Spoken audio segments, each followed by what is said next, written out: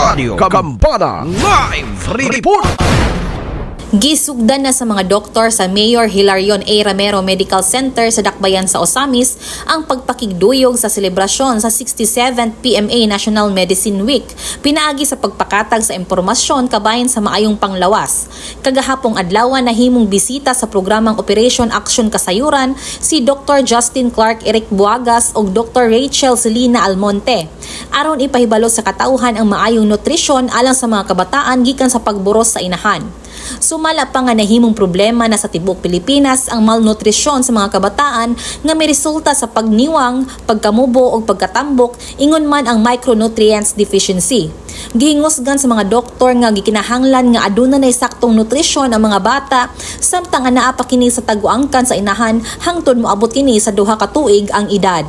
Kanang sakto lang jud pud siya, angay lang siya, so naatay guide na unsay angay ipakaon sa bata. So panlitan gikan sa pagbibi pa niya taman sa 6 months old, gina-promote jud nato na exclusive breastfeeding. So walay laing ipakaon or painom sa bata kundi ang gatas lang sa mama.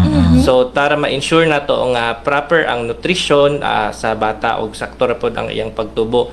Pero kana pud sa mga bata pud no panlitan gagmay pa sila dili mapud na nato i-diet kung tambok ra kayo sila. I see. Oh, dili pud na nga gamay ra jud atong pakanon, dili pud na magsilbi kay tubo pa man ang bata as the child grows, moada pud ang iyang lawas. So mo sakto ra pud na no. So magsugod naman ta og kanang hatag og mga pagkaon nga lahi-lahi na pag mga 6 months to 1 year old na pataas dira naman nato siya sugdan og introduce og laing-laing klase nga pagkaon. Una nang gipadayag sa mga doktor nga makahatag og negatibong epekto dili lamang sa lawas sa bata kundi lakip na sa kalantip sa iyang panghuna-huna kung kulang kini sa nutrisyon. Lakip sa daotang epekto sa malnutrisyon sa mga bata mao ang pagdevelop sa sakit sama sa diabetes, hypertension, heart disease ug daghang uban. Alang sa DXDD ang Radyo Kampana, ang radyo sa simbahan.